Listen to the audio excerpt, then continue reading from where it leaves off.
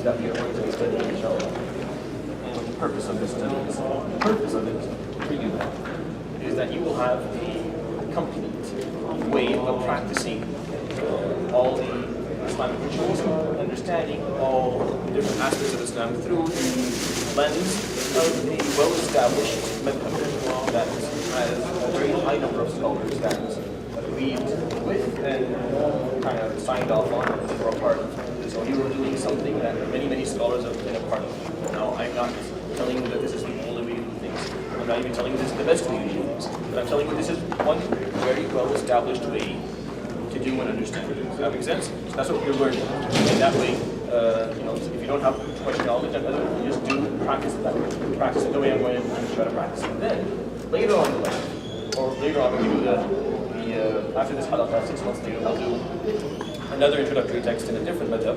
You learn more, and then you understand that there's different ways to do stuff, and you can choose whatever you feel comfortable with or whatever the evidence kind of sat with you, right?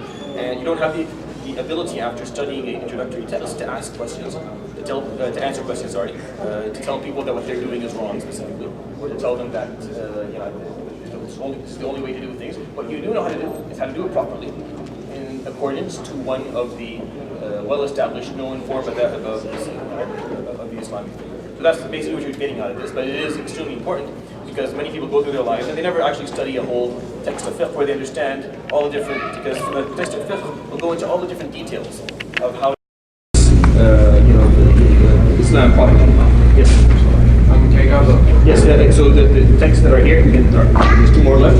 Pick one up, and there are notebooks in the cabinet. You can take one in the stationery as well. And so if you need anything, you feel free to use them, inshallah. If anyone comes today and didn't get the text and wants one, just let me know and I'll make more available, inshallah, next week. I'll bring 10 with me every week until no one needs them anymore, and then inshallah we've used up 21 so far. Alright, so last time is... So what are the four? So al-madhab al-Hanafi that was established by Imam al-A'zam Abu Hanifa al-Nu'man radiyallahu anhu. The first of all the madhab. He was the earliest of all scholars as far as his historical, when he was born and passed away. After that, Imam Malik ibn Anas. Malik ibn Anas lived his life in Medina. And he basically lived at the same time that Imam Abu Hanifa did. He was a bit after him, but they lived actually during the same era. Imam Shafiee was a student of Imam Malik himself. He basically was born the year Imam Abu Hanifa passed away. Imam Shafiee, Muhammad ibn Idris al-Shafi'i, the head of the Madhab al-Shafi'i, the one that we're studying the text according to. And Imam Ahmad ibn Hanbal Shaybani, rahimahullah, radiyallahu anhu, was one of the Imam Shafi'i's students. So Imam Malik taught Shafi'i, Imam Shafi'i, sorry? Yeah, so this is not for the masjid, it's just for the recording. Yeah, and then Imam Shafi'i was the teacher at Imam Ahmad.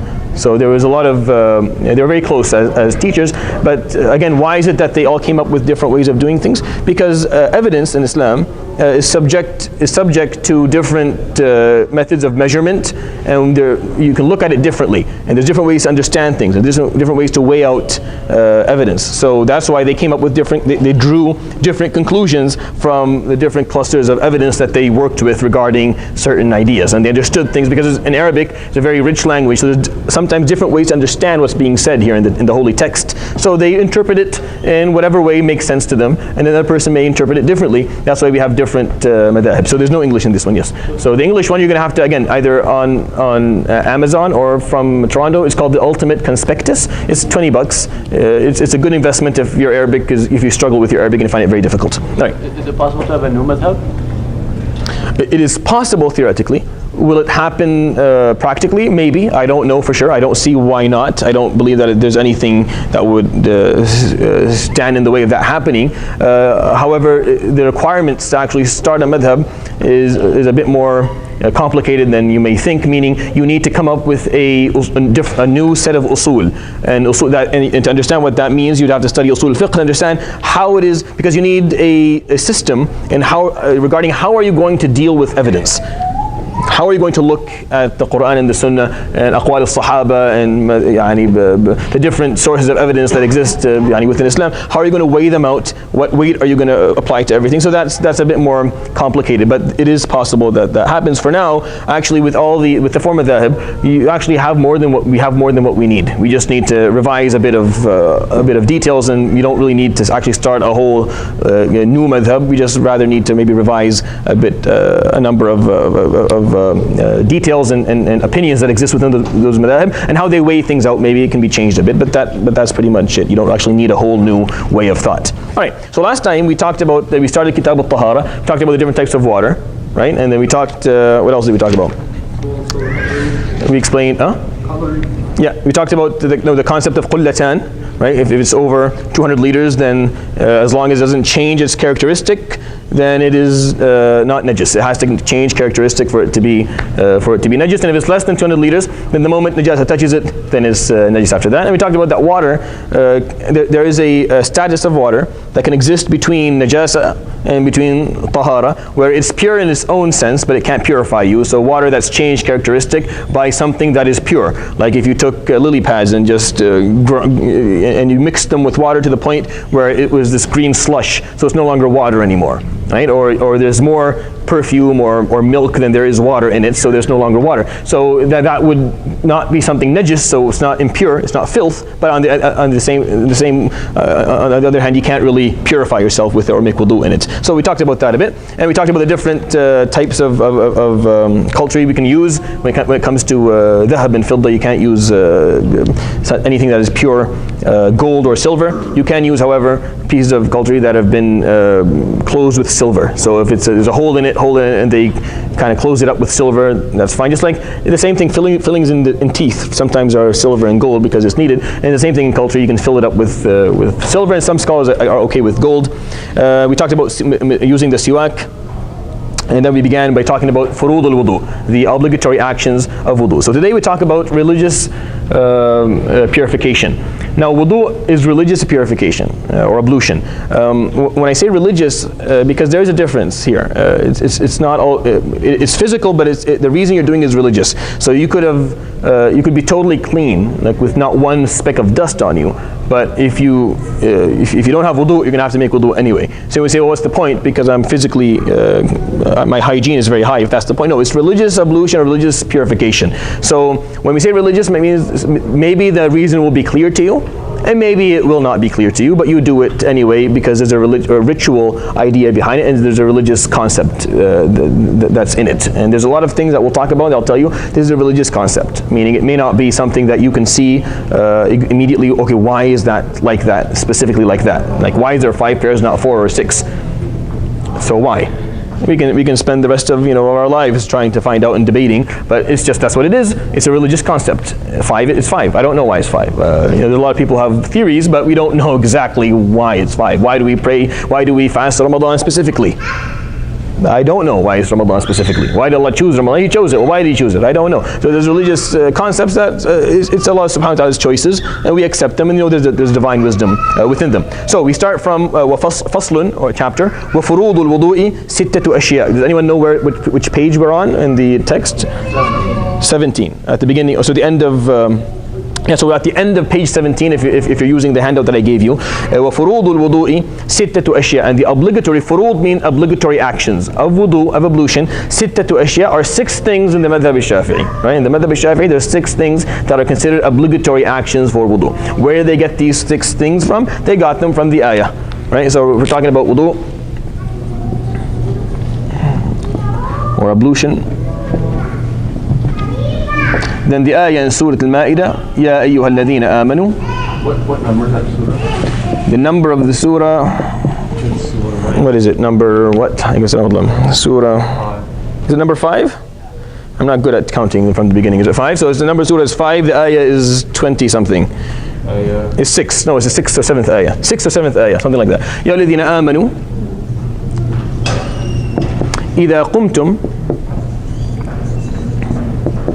إلى الصلاة. If you get up for prayer, all those who believe, if you stand up for prayer, you want to pray, and you have them, فَاغْسِلُوا. to the end of the ayah. وجوهكم وأيديكم إلى المرافق وامسحوا برؤوسكم وأرجلكم إلى الكعبين. So if you want to go back to the ayah, this is where the obligatory actions of wudu are extracted and taken from. So the first one for Imam Shafi'i, نية عند غسل الوجه, that you have to have the intention when you're washing your face. So when you begin with wudu, you have to have the intention as wudu. So if you're just washing your face, you're just washing your face is filthy, you're washing your face, and in the middle of it, after you're done, you're like, you know what, I might as well make wudu. So you don't continue. You have to start from your face again because you didn't make intention at the beginning. That makes sense? Are you understanding what I'm saying? So if you're washing your face, and then when you're done washing your face, you're like, I might as well make wudu. Then don't continue. Don't go to your arms. No. Go back again, say Bismillah, and then start all over again. Like start with your face again. Because the niyyah, the intention for wudu, has to start at the beginning of wudu. The moment before water or as water is touching your face, you have to have the intention. What is intention? It's just clarity of what you're doing.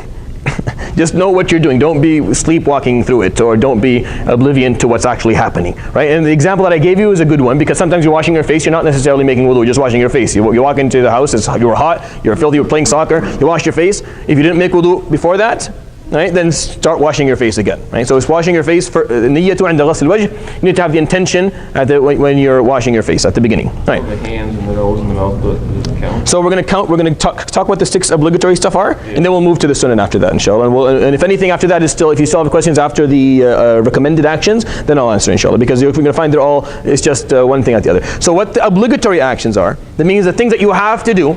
If you do not do it, then your wudu does not count. That's what the word fard means, right? Fard means, when we're talking about an action, means you have to do it. If you do not do it, then your wudu doesn't count. If you didn't make niyyah before that your water hit your face, then your wudu is not going to count if you continue. So you need niyyah. You have to know what you're doing, which is, the least we can ask of you, of ourselves, is just know what you're doing, please, when you're doing it. Number 2, وَغَسْلُ الْوَجْهِ, and then washing the face starting from the last, where your hairline, of course, if that may be offensive for those who are a bit bald, but where their hairline used to be, like, so basically where your face, where there used to be hair, right, and then all up to where the ears are, right, down to the chin. So here is not considered the face for most scholars. Some of them do. So under here, but this part over here is the face, right? So the face, washing the face, right? وغسل اليدين إلى المرفقين. And this is all from the ayah. So إذا قمتم إلى الصلاة, if you're getting for prayer, that's the intention. If you're getting up for prayer, you have the intention to pray. فَغْسِلُوا وُجُوهَكُمْ, then wash your faces. Number 1. 2. فَغْسِلُوا وُجُوهَكُمْ وَأَيْدِيَكُمْ إِلَى الْمَرَافِقِ, washing the hands from here to here. From here up to your elbow. So your elbow, this is the elbow. So this all has to be, water has to be up till here, right? And then where the little joint is, you have to get the joint, it has to be water there, from here. Now you say, well, what about the hand? The hand is not fard, but you're not going to be able to make wudu if you're not using your hands anyway. The hand is not fard, the hand is going to be a sunnah in a second. So because you're going to be using it anyway, so you're not going to be using something that's filthy. Obviously, why would you be making wudu with something that has najasa on it to begin with? But that is how they see it. They see it from here to the elbow, exactly. Some scholars say that the whole hand, but the Shafi'i madhab al-jadid, meaning the prominent position, is from here to the elbow. Both hands, of course. Right? وغسل اليدين إلى المرفقين. That's number 3. Number 4. ومسح بعض الرأس, and then wiping a part of the head. Just a part of the head. Right? Now, why a part of the head? وَامْسَحُوا بِرُؤُوسِكُمْ. So the ba there in the ayah tells us that it doesn't necessarily mean the whole head. And then what we have from the Prophet ﷺ, a hadith narrated by Abu Dawood, that the Prophet ﷺ was observed مسح على ناصيته وعمامته, that when he made wudu, there's a narration that when he made wudu, he wiped his head and a part of his imam, a part of his turban that he had on his head. So it was observed by him ﷺ that he only wiped a certain part of his head, and he wiped all of his head all the time. So the fard, meaning the thing that you need least, the minimum expectation in order for your wudu to be accepted, is to wipe a part of your head, not all of your head, right? The last, number 5, is... Does it matter which part? No, it does not. So any part of your head, right? After that, وَغَسْلُ الرِّجْلَيْنِ إِلَى الْكَعْبَيْنِ, and then washing your feet from your toes to where your ankles are, right? So ankles on both sides, including your heels. So your foot from the end of your toes up to your ankles on both sides, and including, of course, your heels. Both feet the same way as both arms. So وَغَسْلُ الرِّجْلَيْنِ إِلَى الْكَعْبَيْنِ, number 5. Number 6, وَالتَّرْتِيبُ عَلَى مَا ذَكَرْنَا, and then doing it in order. And that is the way the Shafi'iyya and the Hanabila view this. So the Shafi'i and the Hanabila view that it has to be, tartib is a fard. That if you mix up the sequence, tartib means doing it in order, or the sequence. If you mix it up, then your wudu will not count, you have to do it again. And the Maliki and the Hanafiya do not. So if they say it's Sunnah, meaning it's just recommended. So if you don't mix it up, that makes sense. So for Shafi'iyya, for what we're studying right now, as far as these scholars are concerned, it is a fard. It is an obligatory thing. You have to make sure that you do it in order. And if you don't do it in order, Imam Shafi'i, Imam Ahmad will tell you that no, this wudu did not count, you have to do it again. However, the other two madhahib are okay with you not necessarily doing it in order. It is recommended to do in order, but if you fail to do it in order, your wudu will still be accepted. So I'm just giving you the different ideas that exist. Yes? So is mouth and nose? Hold on, just memorize the obligatory ones and then we'll come to everything else. Don't have to. We'll come to it all, inshallah. Why does it differ on the order? Why is one saying it's sunnah and one saying fard? Like it's not from the ayah? So this is where usul al-fiqh comes in. This is how they kind of deal with text. So the Shafi'i and Imam Ahmad, when they look at it, they say, we have no evidence that the Prophet ﷺ ever did it any other way. And their understanding of the text of the Quran, that this is in sequence. So that's what they say, that we have all the different narrations of wudu, we never saw it done any other way. And the ayah seems to have sequence in it, as far as that they can see. And that's why they think it's obligatory. Imam Abu Hanifa and Malik, they said, well, him not necessarily doing it, him doing it in order all the time does not necessarily mean that this you have to do, that you'll lose wudu if you don't do it, because sequence is not always important in all acts of worship. The acts of worship that do have importance of sequence, it's said, meaning the Prophet ﷺ will voice it out. So it's just a matter of difference of opinion. So this is a fiqhi argument or debate where they talk. So you're free to take either opinions when you're listening to them, or you can sit down and listen to the debate, meaning you listen to the different evidence being offered, and then you take whatever you feel more comfortable with. But yes. If the Prophet, peace be upon him, did it that way, yeah, that's his sunnah. So the big difference between sunnah and fard. So you have to pay attention. There's a difference between fard, which is obligatory, and sunnah, which is recommended. So sunnah, when we talk about sunnah, which in a second, they're going to count many other things. There's a lot of stuff that are sunnah. But what's the difference? So from an usuli point of view, this is important. When I say fard, what I mean, if you don't do it, your wudu will not count. So if you miss it even by mistake, your wudu doesn't count. So let's say that you made a mistake and you did your feet before your hands. For Imam Shafi'i, it doesn't count. You have to do it all over again. Sunnah, if you do it, you get ajr. And if you don't do it, what you did still counts. And there's a lot of things in Sharia that are like that. There's a lot of things that are recommended, meaning the Prophet ﷺ did, but if you do it, you will get rewarded for following his Sunnah ﷺ. And if you don't do it, what you did still counts. You will not be punished and you'll still get reward, but not as much had you done what it is that he did Sunnah. And that is how Islam is understood in general. It says the Prophet, peace be upon him, will save those that follow his Sunnah. Yeah, so when he says Sunnah, what does he necessarily mean? Does he necessarily mean they did all the recommended stuff, or does he mean the word Sunnah in its linguistic meaning, which actually means his way, right? So the Prophet ﷺ had a way of life, which was Islam. So if you follow ﷺ Sunnah, meaning you follow in his footsteps, and you live the way he lived, and you function the way he functioned, and you teach the way he taught, and your ethics are like him, then yes. Or does he mean the recommended actions? So this is a very common mistake. When we say the word Sunnah, Ahl al-Hadith understand one thing, Ahl al-Fiqh understand something, al-Usuliyin understand something, and the common man understands something else. So the word Sunnah is one of the most diverse words, because when you say it,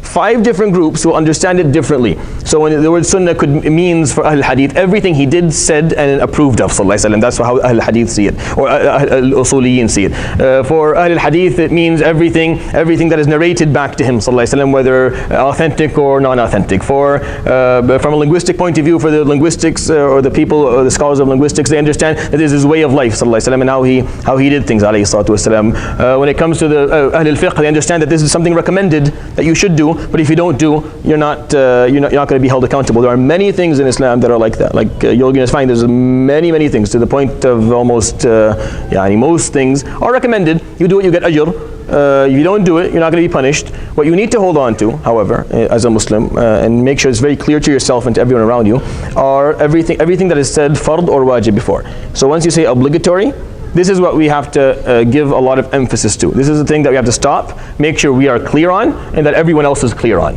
And then recommended is the next step. So if you've clarified everything obligatory for yourself and you are practicing it, you understand it, you know where the boundaries are, where the red lines are, then you can improve yourself by doing sunnah, and that takes you farther away from actually falling into something that is haram. Do you have to wash your feet if you're wearing socks? So we'll come to that. Again, just be patient, inshallah. We'll come to all of it, yes. So that being said, if you're in a pool and you didn't have the intention for the feet, and for the other madhahib saying the order is important. So you can just jump into the pool. And do your face. No, you can just jump into the pool and come out with wudu. No, have the intention for the face and then for the face, because that being said, the arms and the feet would have already been. Yeah. So if you're standing in front of a pool for a Maliki and Hanafi, and you say, I have intention of wudu, dip in, come out, and you have wudu, right? For the Shafi'i and Hanbali, in the water, you still have to do the actions in tertib. So these are examples of how the different opinions will cause different understandings. MashaAllah. Okay. We're not going to finish this thing in 6 months. Yes, go ahead. So you have to have intention literally right before you do it. Yeah, you have to have intention as water is touching your face. If you didn't, again, if you weren't thinking about wudu after water has already touched your face, it's not wudu anymore. You have to repeat again. You have to wash your face again. Yes. Will that be the same when taking a shower?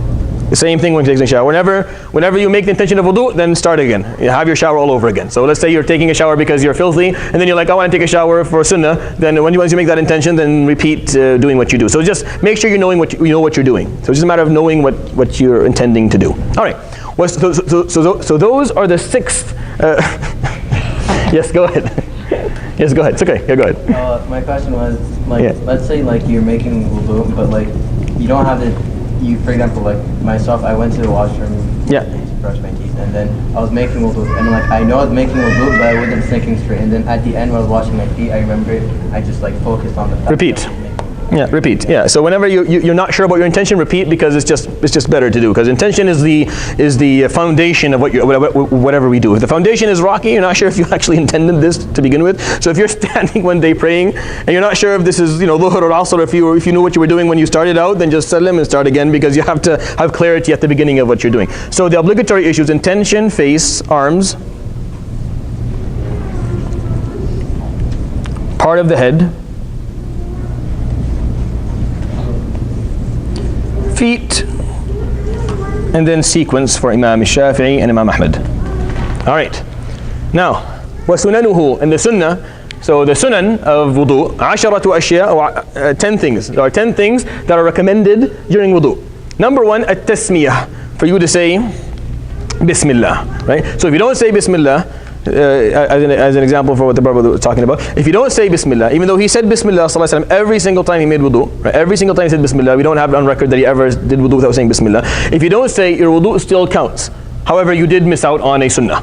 You did miss out on doing something that was recommended that you get a lot of ajr for. So say Bismillah at the beginning of wudu. So sunanuhu 10 أشياء. First thing, Bismillah, tasmiyah, saying Bismillah. Number 2, وَغَسْلُ الْكَفَّيْنِ قَبْلَ إِدْخَالِهِمَا الْإِنَاءَ. So for you to wash your hands before you put them in the bucket of water that you're going to use for wudu, if you're using a bucket of water for doing wudu. Now, most of you hardly ever, have you ever used a bucket of water for wudu? I mean, I don't think it happens very often, but if you do, then you should wash your hands first. It's a sunnah to wash your hands first, and then start using your hands for wudu. But, so what would be the equivalent of that today? When you turn the tap on, say Bismillah, and then wash your hands first as a sunnah, before you start using them for ablution. But again, it's sunnah, so if you don't do it, your wudu still counts, but you're losing out on ajr. It's very important to understand what sunnah means. That's what sunnah means. If you don't do it, your wudu will count, but you will lose out on ajr. Number 3, wal-madmadah. And madmadah is basically gargling water into your mouth, putting water into your mouth and washing all the sides of your mouth and between your teeth, and just kind of keeping your mouth clean. Wal-istinshaqu, and istinshaq is taking water to your nose. So taking water into your nose and then blowing it out of your nose, meaning basically cleaning your nose with water. Now, you guys do that in the shower all the time. 3 times, right? So again, 3 times, we're not there yet. It's going to come in a second. The number 3 is going to come in a minute. So generally speaking, the sunnah is madmadah, for you to put the water, swirl it around in your mouth, and then spit it out. And istinshaq is doing it in your nose and keeping your nose clean. وَمَسْحُ جَمِيعِ الرَّأْسِ, and then wiping the entirety of the head. So wiping the entire head is sunnah. The fard is just wiping a part of the head. Does that make sense? So you can do either. If you want to get more ajr, then you do jami' al-ra's, and if you don't want to do and it's done like this, back and forth. So back and forth, or just back is also enough. Yes. For your information, there's also a iBook, and this really similar to exactly what you're saying. There's a what? iBook. An iBook? Yeah. So on iTunes.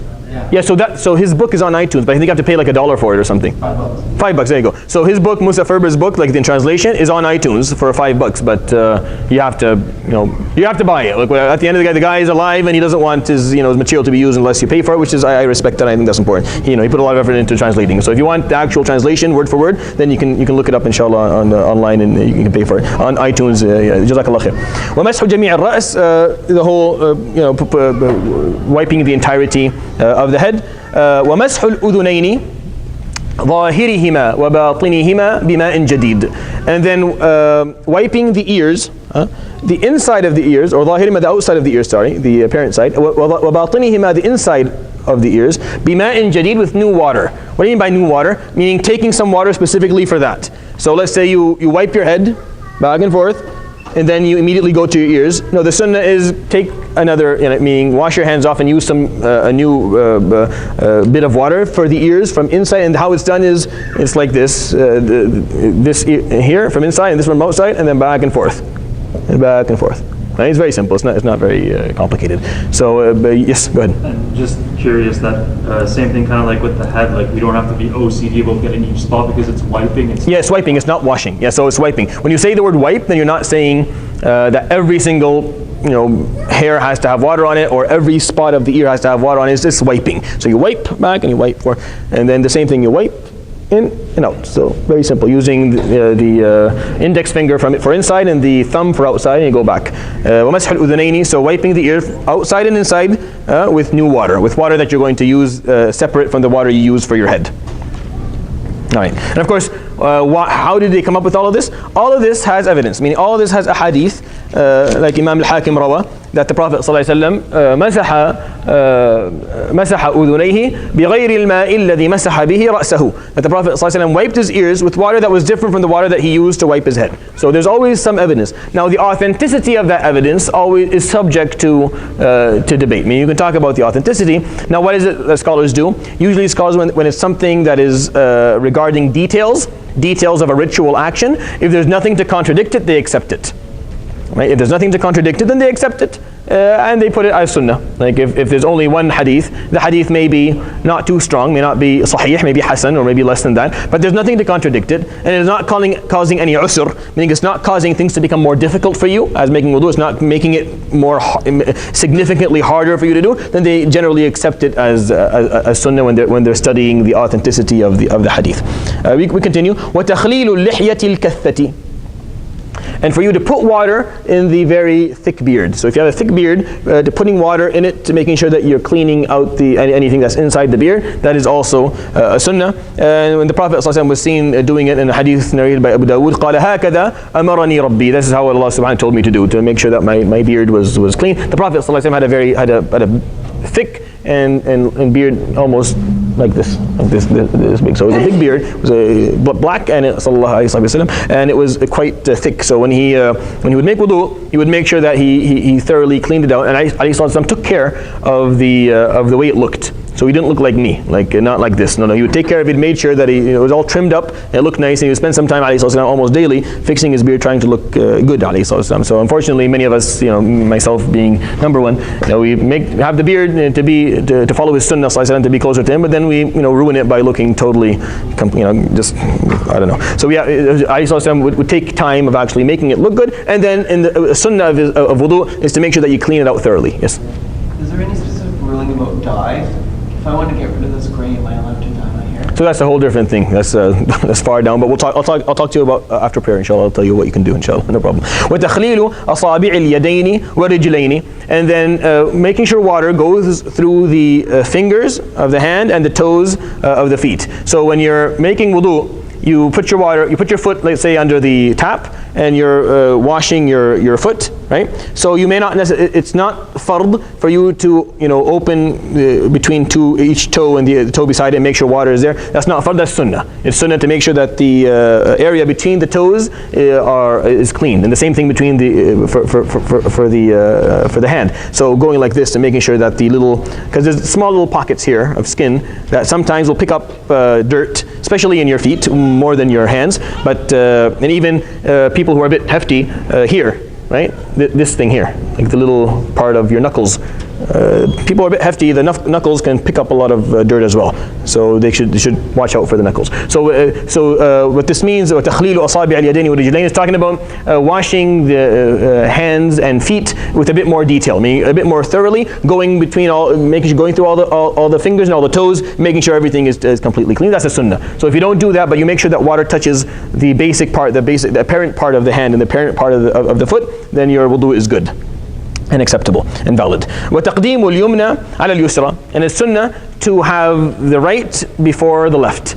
Taqdeem is putting in front of, or having done first. Al-yumna, the right before the left. So right hand before left hand, right foot before left foot, right? Right face before left face. Yeah, no, wake up. So there's no, so it doesn't matter. So and when you do your ears, you do them at the same time. But right hand, so everything in yameen before yasar for the Prophet ﷺ, just take it as a general rule during his life ﷺ. Nothing against lefties and nothing wrong with being a lefty at all. If you're a lefty, then enjoy your life and actually become a really good athlete, because lefties always rule in sports, and it's no problem at all. And it comes to eating, the Prophet ﷺ, we will find out that he ate with both hands during his life ﷺ. It is sunnah to eat with the right, but he ate with his left ﷺ as well. So there are a lot of studying fiqh, especially when you study more than one madhab, what you end up understanding is, so there's more to this than what I originally thought, that there's actually more than one opinion, and it's not as difficult and as strict as we were led to believe. Certain things you'll find extremely strict, like the furud of wudu, right? At least the concepts of the obligatory concepts of wudu that are agreed upon amongst all scholars, which are the 5 basic ones. Those ones are red lines. If you don't do them, your wudu is completely unaccepted. Now, other things that are debatable, because scholars have looked at it, and scholars who are much more knowledgeable than you and I have looked at this in great detail and draw different conclusions. Yes. For the how you said Shafiee. Yeah. With a Maliki. Hanbali, they see the sequence. Yeah. Sequence. Let's say, is it okay to follow one time and then a different one? Yes, so that is okay as long as you have studied and understood why, and you understand that there's flexibility. Like, let's say one time you forgot to do it in sequence, and I have to do it in sequence, and one time I don't have to. Yeah, that's okay. So that's the beauty of studying fiqh, that you understand there's different opinions, and then you can take, it's okay to tabu al-rukhas, it's okay to look for what's easier and do it. That's not bad, as long as you don't end up distorting or ruining the basics of the faith. So you're taking so many shortcuts that there's nothing left of Islam in you, which is really never the case. That doesn't happen, to be honest. It just doesn't happen. You're good as long as Imam with an established madhab has explained it, then you should be good, inshallah, following it. Yes. Going back to the first sunnah that you mentioned. So does it mean saying bismillah only at the beginning? Yeah, at the beginning. Because it doesn't say that you should only say it at the beginning and you shouldn't say it at any other time. So if you forget, you mean? Yeah. If you forget, you can say bismillah anytime. Because it's a sunnah anyway. Because it's sunnah. It's like eating. Same concept of eating. When you're eating, if you forget, you say bismillah awwaluhu wa akhiruhu. That's fine. You can say the same thing for wudu. But the tasmiyah is usually at the beginning. Right? But if you forget, you can say it in the middle as well. Are you not allowed to say bismillah in the washroom?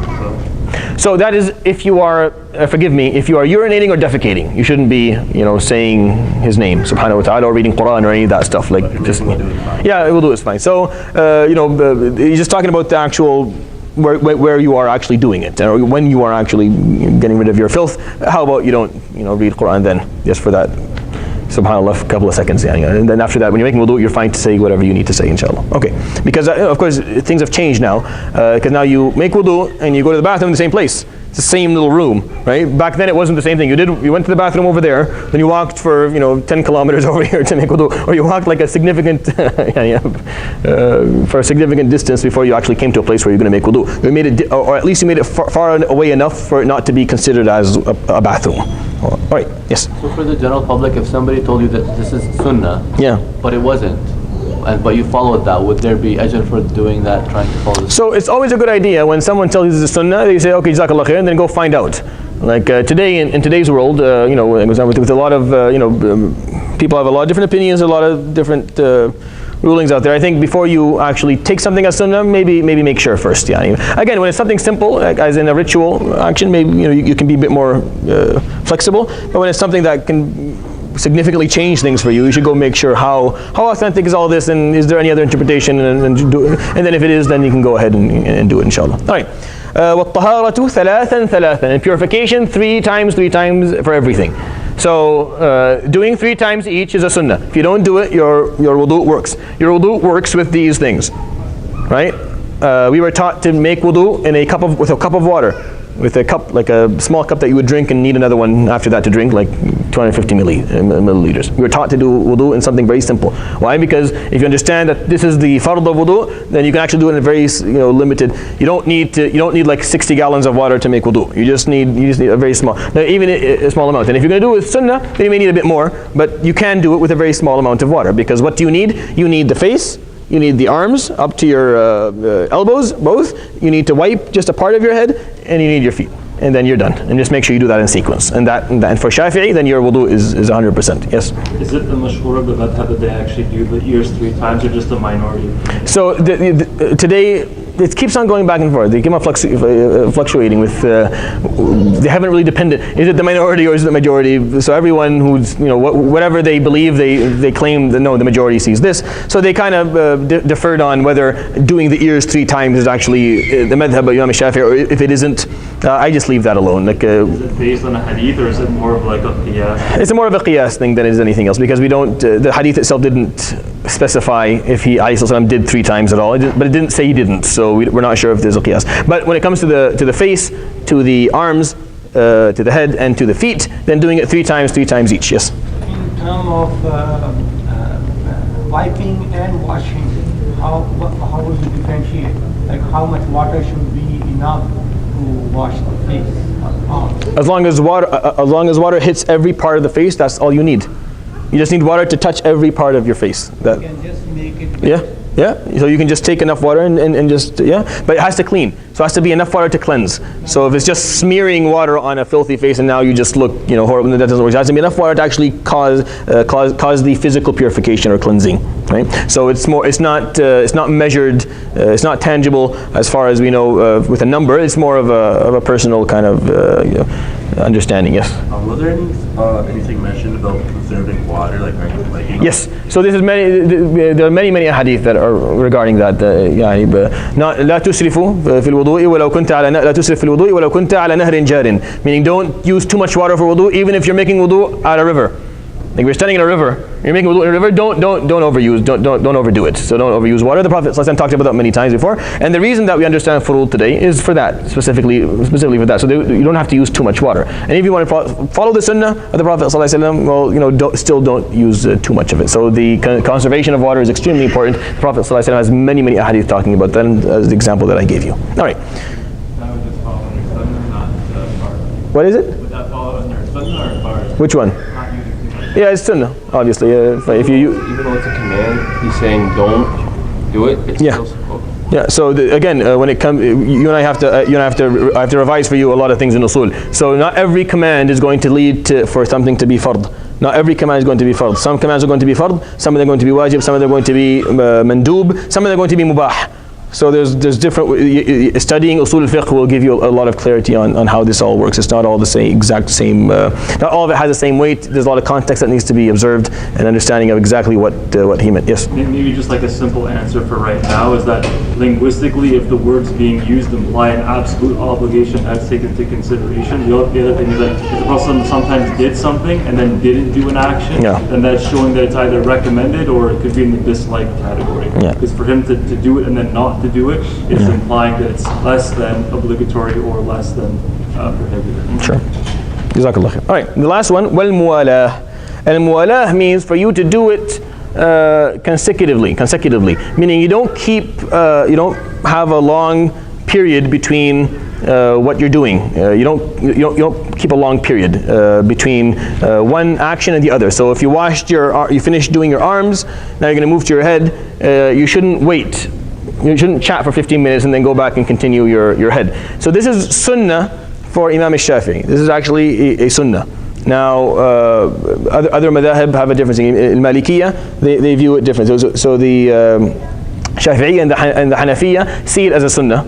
And then the Maliki and the Hanabila believe this to be a fard. So they see this as a wajib. Meaning that you have to do it consecutively. You can't, if you cut If you stop in the middle of wudu to the point where your skin is now dry, then you have to start all over again. For the Shafi'i and the Hanafiya, they're okay with that. It's all right, specifically if there's a reason for it. So they kind of differ on whether this is a fard or if this is sunnah. The Shafi'i see this to be sunnah. So if you're making wudu and then you stop for a second, take a phone call for like 5 minutes, then you can continue as far as the Imam Shafi'i is concerned.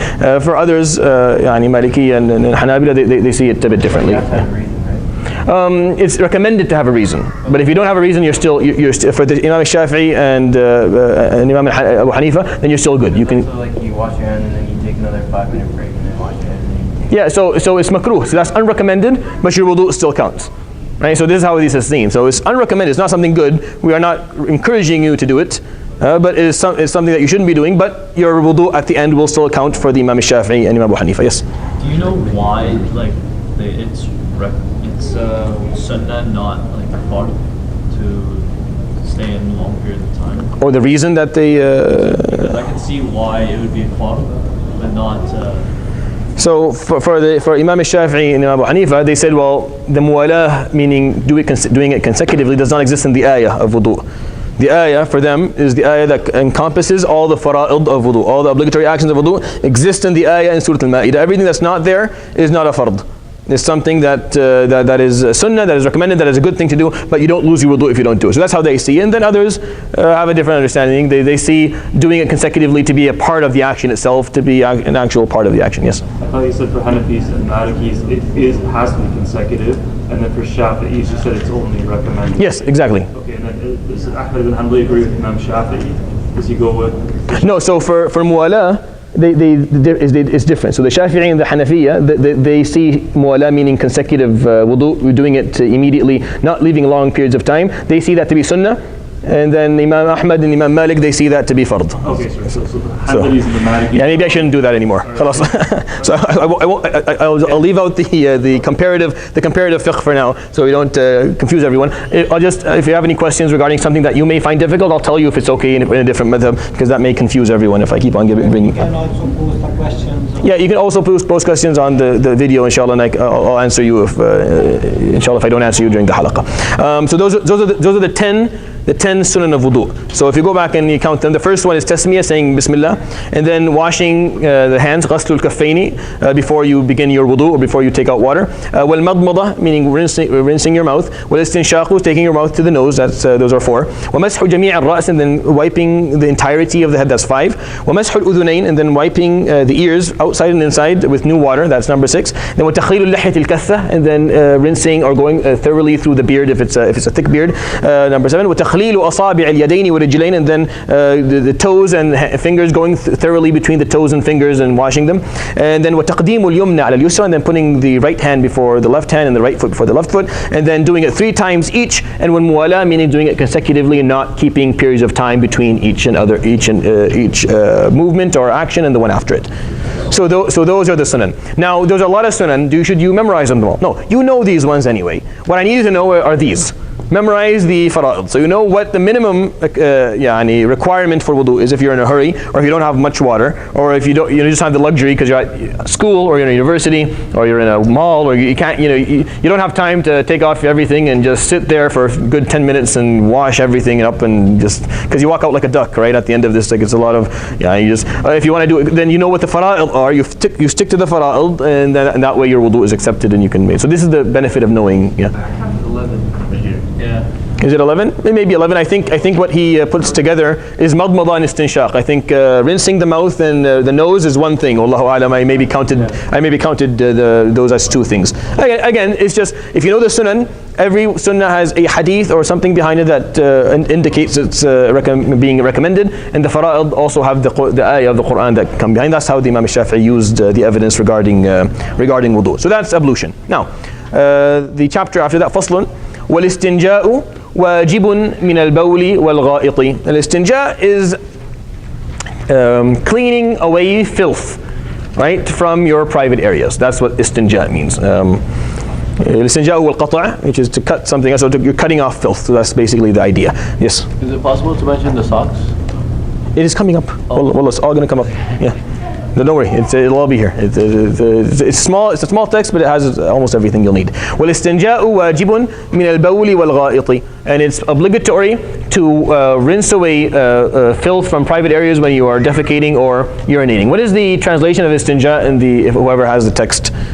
Cleaning oneself from urine and feces. Okay, so just cleaning. So they didn't use anything else. Okay, good. That's good enough. So just making sure that you clean away any filth from the private areas during urinating or during defecating. All right.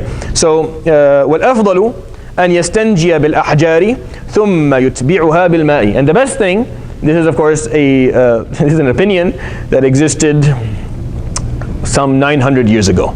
Okay, so 900 years ago, before there were faucets and taps and running water all day long. So if you want to have a shower today, what do? You just walk into the bathroom, right? Like the only action that you need to do is pick up a towel and then walk into the bathroom. Now, if you were living back then or parts of the world today, if you want to have a shower, this was a mission that you had to start maybe 3 hours ago. So you need to go and you have to make sure that the bathroom is going to be available at that time by your parents and your siblings. Then you need to go get enough water, and then you need to find someone, or you have to sit there and make a fire so you can get it all hot. And then you have to take it inside, and you have to take another bucket of water that's not hot because you're going to burn yourself if it doesn't. And then you need to make sure. So it's actually it's a mission to actually have a shower. Back then it wasn't an easy thing to do. So finding water for cleansing and stuff like that wasn't as easy then as it was today. So for him, al-afdal, the best thing to do, and yastanjiya bil-ahjari thumma yutbi'uha bil-ma. For you to cleanse yourself with, they used to use rocks, especially when you're defecating, and then use water after it. So that, for Imam Abu Shuja, in his opinion, is the best way to do it. The reason being that the Prophet ﷺ used rocks and used water, and used them together as well during his life. But again, what was the reason for that? Was this a religious or was this a practical issue during regarding his time? Alayhi salatu wassalam. Anas ibn Malik says in a narration of Imam Bukhari that I brought the Prophet ﷺ water for his istinja when he was going to do istinja. And Ibn Mas'ud said that he brought the Prophet ﷺ 3 rocks. He put 3 rocks for him, so the Prophet ﷺ took them with him. So we have different evidence. Now, when it comes to whether this is sunnah or not, or whether using rocks in your bathroom for this is a good idea today or not, comes back to the very simple concept: did he do that ﷺ from a religious point of view, or did he do that ﷺ from a practical one? And so most scholars today, if not all of them, I don't know anyone else who stands on the sidelines of this, see that it was a practical choice, meaning that was not much water was available, and using rocks to clean generally, and then water to clean simplistically, meaning for the detail cleaning up would be the best way. So you don't use too much. For again, conserving the conservation of water, conserving water at that time was not to use only water, especially when there wasn't too much water around to begin with.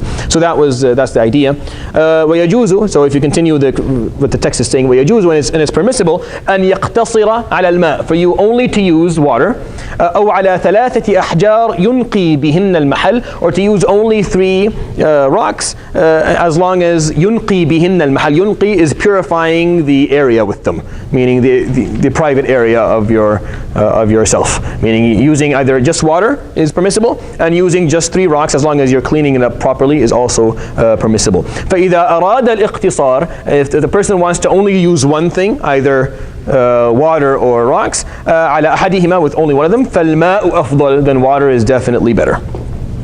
Then water is definitely better. Now, can we say that tissue paper is a substitution to rocks as a solid substance that is being used for cleansing? I'm okay with that. If you want to say, well, since the Prophet ﷺ used both fluid and solid substance to clean, then maybe we should do the same, if that's what you think, because some of the Shafi'iyya think that. Then using tissue paper and then water is a good idea as well. But the text is clear, saying that if you only use water, then you're good, because water cleans everything. Yes? I think I read something that the Sahaba used leaves, which is already a substitute for rocks. Yeah, so that already gives a good so there's already like something that they use besides rocks. Again, this is not the most beautiful thing to talk about. I don't want to spend too much time talking about, cleaning yourself after you go to the bathroom. The concept being that the Prophet ﷺ used whatever was available, water being the most preferable of choices, and the thing that the Prophet ﷺ, whenever he cleaned himself, if he used only one, he would make it water. If it was only one thing, it would be water. So you're good when you're using water. And I think for us as Muslims, but what I'm trying to say is, maybe we shouldn't be looking down on Westerners for not using water, because the Prophet many times only used rocks, which is the equivalent of using maybe 3 servings of toilet paper, which is, we'll clean it up, you're good. I know that to you that's impossible. You can't even think about that. You're going to have a heart attack even imagining that water is not going to touch. Oh my God, there has to be water. But the Prophet many times did not use water whenever, in times where it was not capable, he wasn't capable of finding water. So you can do it. So if you're in a public bathroom and there's no water, do not panic. 3 servings of toilet paper is like using 3 rocks, and you're good. You can pray after that. You don't have to say, well, I can't pray because I didn't really do it properly. I have to go home. You're good. Yes.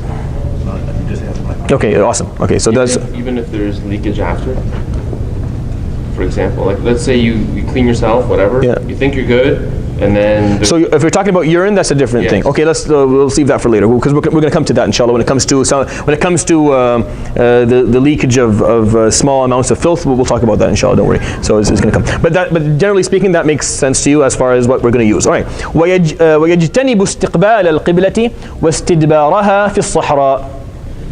And you avoid defecating or urinating with your body towards istiqbal al-qibla, towards the qibla, wastidbaraha, or you're behind towards the qibla, fi sahara, in an open area or in the desert. And this is where the Shafi'iyya have a different opinion regarding maybe other madhahib, where they believe that this was specifically for open areas. Meaning, if you're in a house, in a room that is in a bathroom that is closed, if you are sitting on the bathroom and you're towards qibla, it's no problem. For them, you shouldn't be towards the qibla. Your face shouldn't be towards the qibla, so you shouldn't be defecating, sitting this way, or towards the opposite. If you're sitting in an open area, if you're doing it in the desert. Now, I know many of you go out to the desert every night and do it, so please don't, again, not many people do this anymore, right? So unless you're camping, then or in the bathrooms, you can't use them, you need to do it outside, and then try not to be towards the qibla or give qibla your back. But inside the house, why? Because Ibn Umar, radiallahu anhu, as far as Imam Bukhari narrates, said, I jumped over the wall of my sister Hafsa's house, because Hafsa was the Prophet's wife, and the Prophet was there, and he was in the bathroom, and there wasn't a satah, so he saw the Prophet's head. He's a kid. He didn't mean to, but he saw it, and he saw the Prophet ﷺ saying he was yaqdi hajatahu. He was doing his business. Mustadbir al-qiblati mustaqbil al-sha'ami. So his back was to the qibla and his face was to Damascus. So based on how he was sitting, so he said, I just jumped over the house, the wall. I went to go see my sister Hafsa, and I had a glimpse of the Prophet ﷺ's head just where he was sitting in the bathroom. Of course, he shouldn't have done that, but he gave us something valuable. So in the house, we know that it doesn't matter because it's a closed area. Or that's at least what the Shafi'iyya use as evidence, saying that in the houses, because it becomes a big deal sometimes for people who are building houses. Like, can the bathroom be towards the qibla? And some people actually go rent houses and they find that the bathroom is towards the qibla and they don't take the house. So, which is is too much. For the Shafi'i, it's in Sahara, in an open area, that this is frowned down upon, and it's not haram. It's just makruh, meaning it's just unrecommended. So you're not sinning. Sorry, you said Umar's daughter Hafsa, right? Yeah. So Ibn Umar jumped over the wall of his sister, Hafsa. All right. وَيَجْتَنِبُ الْبَوْلَ وَالْغَائِطَ فِي الْمَاءِ الرَّاكِدِ. And you avoid urinating or defecating in static water. Is that a proper word? Stagnant water, thank you. So water that's not running. So still water or unrunning water. So if it's a pond or if it's a lake that's not necessarily open to the ocean or to a river, then you should not urinate or defecate in it. If you're at the ocean, go crazy. But if you're in a stagnant water, then do not do not do that. All right. And of course, why? Because Imam Muslim narrates to it that the Prophet ﷺ he actually told people not to do it, not to do it. وَتَحْتَ الشَّجَرَةِ الْمُثْمِرَةِ, and under a fruitful tree. And again, a lot of this is etiquette, is adab. A Muslim has the adab of his Prophet ﷺ. We don't defecate or urinate with disrespect, especially in open areas, towards the Qibla. You're going to find out in a second that with disrespect to the moon or sun, with disrespect to people where they walk and sit, to trees, to water that people drink from and use. So it's etiquette and it's hygiene, it's social hygiene here. You're not supposed, don't do it in places that will harm people. وَفِي الطَّرِيقِ وَالظِّلِّ, and on a road and under the shade. The Prophet ﷺ actually says in a hadith that is narrated by Imam Muslim, اتَّقُوا اللَّعَانَيْنِ, beware of the two things that will cause you to be cursed. So they said, Ya Rasulullah, what are they? قال أن تتبول أو الذي يتخلى, meaning that the person who lets go, urinates or defecates, في طريق الناس أو ظلهم, on the roads that people walk on or in the shade that the people sit in.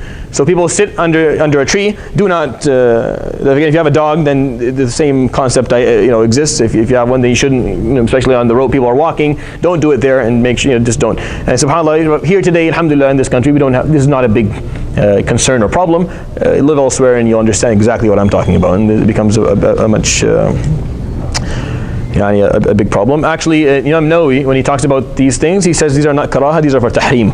So Imam Nawawi's opinion was that when it comes to defecating, urinating in stagnant water, under a fruitful tree, or on a regular road, or under in the shade of a tree, he says that this is for tahrim. It's not for, meaning that it's something of sin, and I agree to that, because it's actually harmful to other people and it can cause diseases. Yes. You said there was two things. So to do it in the road that people walk on, or in the shade.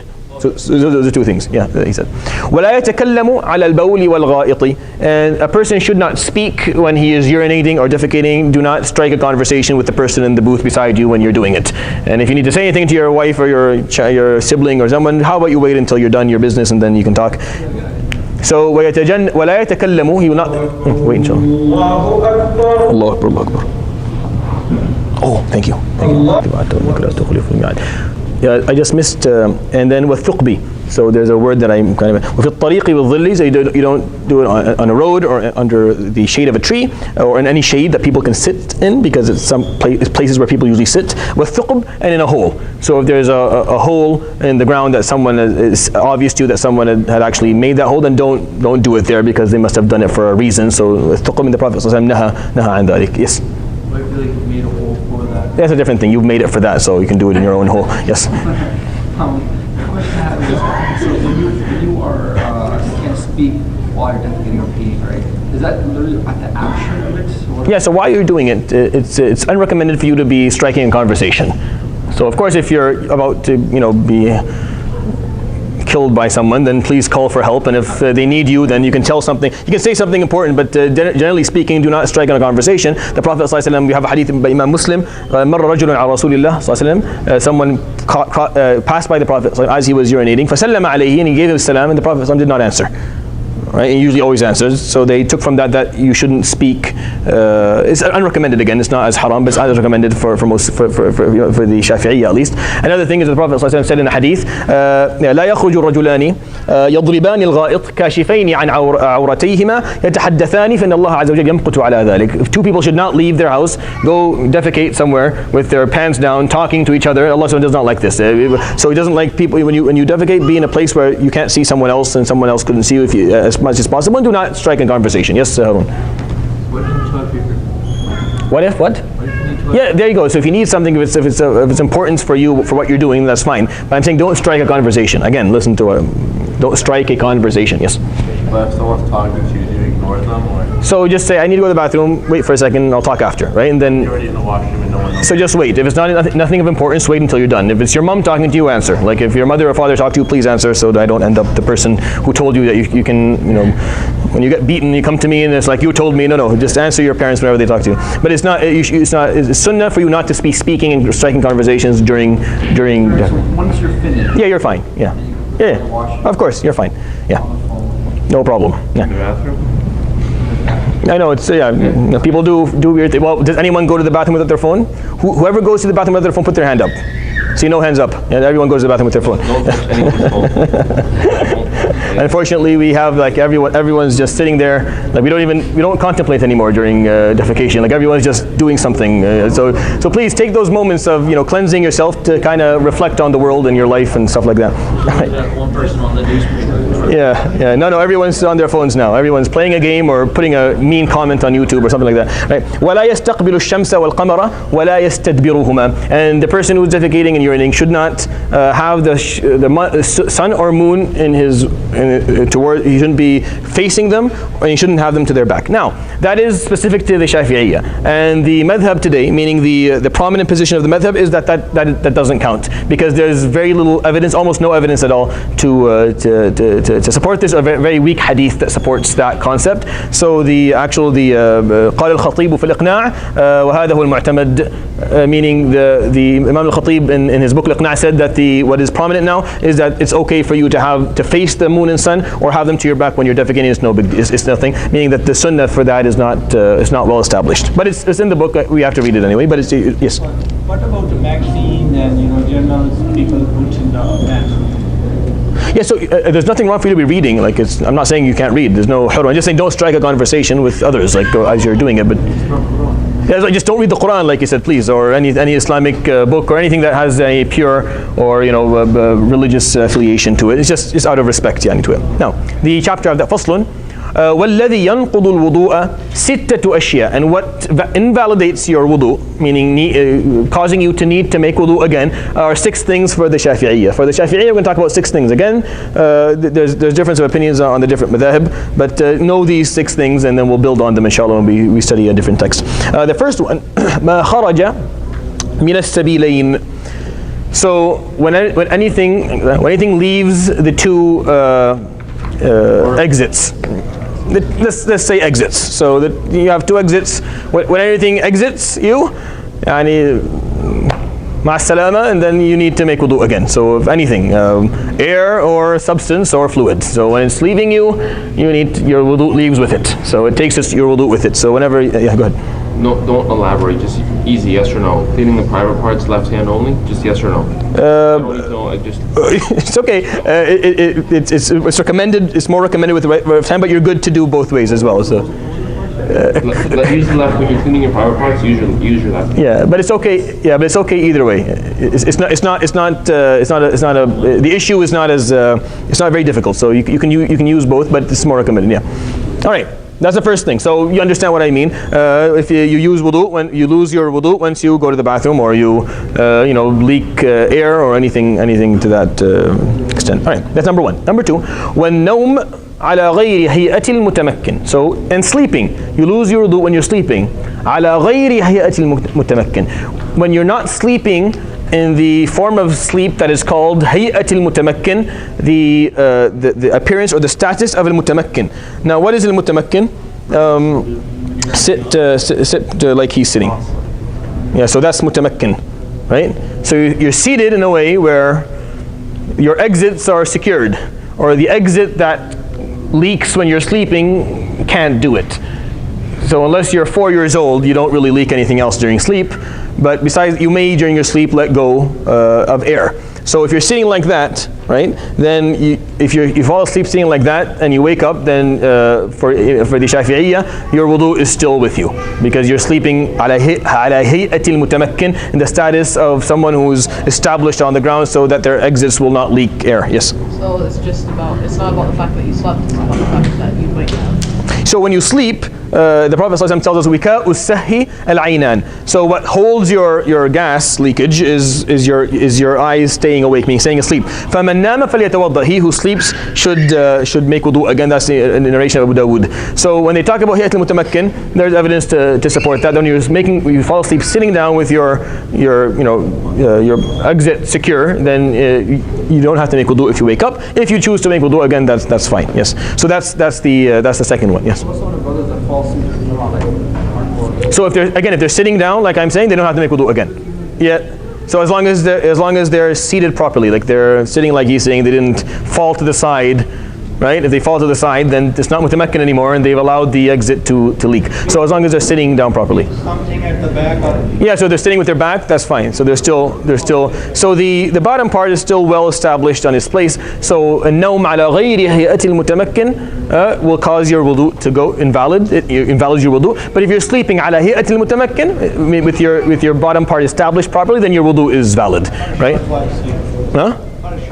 Yeah, usually it's a short sleep. I don't know how many people. I've actually recited to a Quran to a sheikh once. I went to him. I remember he was in Jami' al-Malki, and I went to him. And I used to go every, I think it was every Wednesday after school. I get in the public transportation. I go, it's like an hour, and I get to his masjid. And I came down. I go to his masjid. And I sit down to read to him. I remember that I read, and he usually let me only read 4 pages. I remember that day I read like around 10. My hifd was good, and I was reading. I was like, awesome, like he's letting me read a lot. Then I look up, and he was sleeping for like at least 25 minutes. Like he was not there at all, and like he was totally asleep, sitting there completely not there. And then I tried to wake him up. He didn't wake up, so I just left. And I never went back again. Like I never saw him again after that. Like khalas, it was my last time. Like if you're gonna fall asleep, then I'll find someone else who has more time. Anyway, so it can happen, specifically for people who work long hours. Yes. So if someone was sitting similar to the way you are. Yeah, so the same way I'm sitting right now would count as mutamakkin, because my bottom part is secured on a solid part that will deny the leakage of air. All right, that's number 2. Number 3, وزوال العقل بسكر أو مرض, and the loss of consciousness or of sanity with bisukr, with intoxicity or anything that can intoxicate, or marad, or illness, or any other form of loss of sanity or consciousness. So if you're knocked out, if you're a boxer and you're knocked out, you've lost your wudu. If you're someone, and that's funny, but on the other hand, some people may have epileptic diseases, epilepsy, and he has seizures where he's not all there. So during that time, that's a loss of sanity, a loss of consciousness, will require him to repeat his wudu when he wakes up again. So any loss of sanity or consciousness, whether through a method of intoxicity or of illness or any other method, to be honest, they only put the 2 methods that they were aware of at the time, like in this text, will cause you to need to repeat your wudu. All right. وَلَمْسُ الرَّجُلِ الْمَرْأَةَ الْأَجْنَبِيَّةَ مِنْ غَيْرِ حَائِلٍ. And of course, this is the funnest part of the text. We'll have a nice long conversation. I'm not going to spend on too much time. And touching a woman who is not who is ajnabiyya to you, meaning that she's not a mahram, meaning she's not your mother, she's not your sister, she's not your grandmother or aunt, or is she your niece or daughter. So someone who you are married to or can be married to. So ajnabiyya means someone who is either your wife or someone who could be your wife. I know it may be a weird, it could be like a very far possibility, but if someone is not haram for you to marry, then she's ajnabiyya, and if you touch her, min ghayri ha'il, meaning min ghayri ha'il with no, what's the word ha'il translated as? Give me the word. Barrier. So yeah. So without a barrier, meaning so the skin is touching skin. For the Imam Shafi'i, you lose your wudu. Now this is very, very difficult for many people who live in, who have jobs or live in parts of the world where that is very hard to follow. Now. So wife as well. The same thing. And the reason that they say that, أَوْ لَامَسْتُمُ النِّسَاءَ. In the Surah Al-Nisa, في قوله, when he talks about ayat al-wudu, in Surah Al-Ma'idah, the same ayah has, when it talks about invalidating your wudu, it says أَوْ لَامَسْتُمُ النِّسَاءَ, and then you touched or had contact. And the word lamasa, of course, is the issue here. What is the proper interpretation linguistically for the word lamasa, both in Arabic or in English? Does it mean just touching? Or does it mean touching when there is it's an intimate touch, or is it just a regular? So what is it? So the Shafi'iyya said no, it's just any touch. If you touch, khalas, your wudu has to go. You have to repeat your wudu again. Huh? Yes, includes your wife, Habibi. There was never ever where the Prophet touched Aisha and then. Sure. So that's what the other madhahib use. So what Imam Shafi'i says for that is that he says that's a khususiyya min khususiyatihi sallallahu alayhi wa sallam. I mean, that is something specific to him. So I said that he's the only person who could do that. So this is his interpretation of the hadith, which makes again how this works is there's a lot of evidence and there's a lot of logical debate. You will. Yes, so that would include handshaking for Imam Shafiee. For Imam Shafiee, any contact, skin-to-skin contact with a woman who is not a mahram to you, she's ajnabiyya, you will lose your wudu. Imam Abu Hanifa does not look at that. Even during work, by chance. Yep. So Hajj, like Hajj. Yep, in Hajj. This is the Shafi'iyya's ruling on the matter. Abu Hanifa, on the other hand, looks at it differently. He says, lamastum here is referring to intimate touching. So something that will lead to, that between a man and his wife, or lead to intercourse. So that would be what he meant by lamastum nisa. And it's just a matter of interpretation here. And this is a very, very classical, known, notorious issue of difference of opinion between scholars. There's a lot of issues like this where there's a difference of opinion. These scholars saw it that way, that's how they understood it. They read the text, they listened to the hadith, they thought about it, this is what they came up with. And then another scholar read it, and then he came up with something different. So it's just very simple, because it's not very simple, but the concept of understanding how this works shouldn't be too hard. Meaning there's different ways to interpret text. Now you may agree to this, you may not agree to it. After a while, and during this reading into the Shafi'i text, you may agree to something else he said and not agree to what other people said. So it's okay, it's as long as you understand that this is what the Imam Shafi'i saw to be the way of doing it. Yeah. Does Imam Shafi'i bases on hadith? Yeah. Yeah, so there's a hadith that the first ayah, أَوْ لَامَسْتُمُ النِّسَاءَ, being the basis of this of this ruling, and then it's kind of interpreting the ruling itself, interpreting the ayah itself, understanding the linguistics of it properly, and looking at it from different ways. Yes. Was Imam Shafi'i acquainted with the Prophet ﷺ? No, he lived around 250 years after him. Oh yeah, so he knew Imam Malik, right? Yeah, so he knew Imam Malik. Imam Malik himself did not know the Prophet ﷺ. Imam Malik only knows the tabi'in. So he was around the followers of the Sahaba.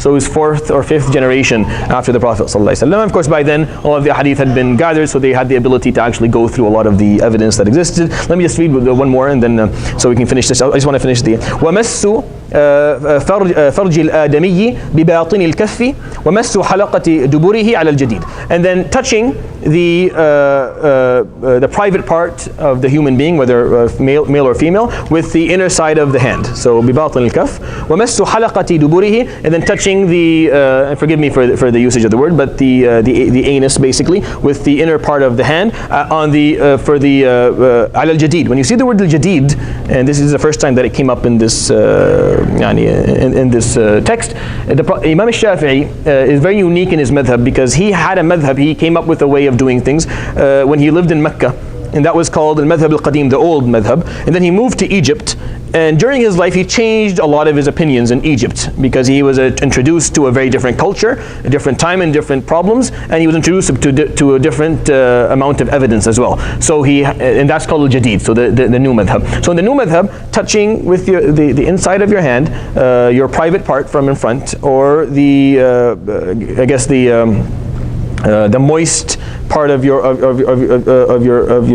anus, then that would cause you to lose wudu. Now that is for Imam Shafi'i, right? Now there are other madhahib that see it differently, meaning Abu Hanifa does not see that touching your front private part will make you lose your wudu. They do agree to touching the moist part of the behind part, or touching the opening of the front exit. So again, this may be a bit graphic, but it's deen. If you understand it, then you benefit. Now what do they use as evidence? There's a hadith narrated by the Al-Khamsa. If you remember, we talked about Al-Khamsa, which is Nasa'i, Dawood, Abu Dawood, Tirmidhi, Ibn Majah, and Ibn Ahmad, saying, "Man massa dhakarahu fala yusalli hatta yatawadda." He who touches his front private part should not pray until he makes wudu. And that's what they use as their evidence.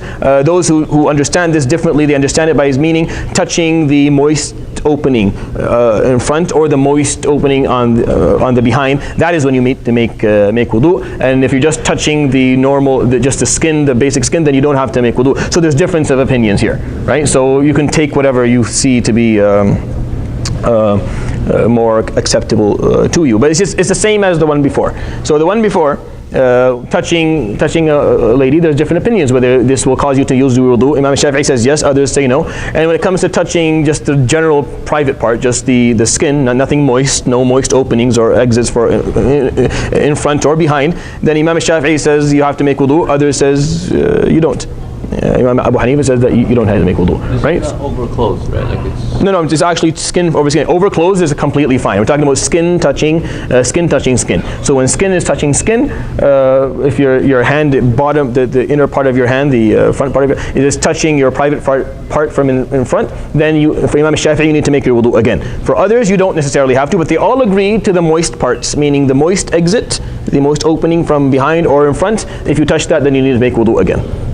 Does that clarify this issue? I know it's not the most enjoyable thing to talk about, but as long as it's clear, inshallah, to you what that meant. So next time we will start with وَالَّذِي يُوجِبُ الْغُسْلَ سِتَّةُ أَشْيَاء, and what causes you to have to do ghusl, which is the shower, or the religious purification of ghusl, of washing the entirety of the body, are 6 things we'll talk about inshallah next time. Subhanakallah bihamdik, ashhadu an la ilaha illa anta astaghfiruka wa atubu ilayk, wa sallallahu ala Muhammadin wa ala alihi wa sahbihi ajma'in. Jazakumullahu khairan, barakallahu fikum. See you next week.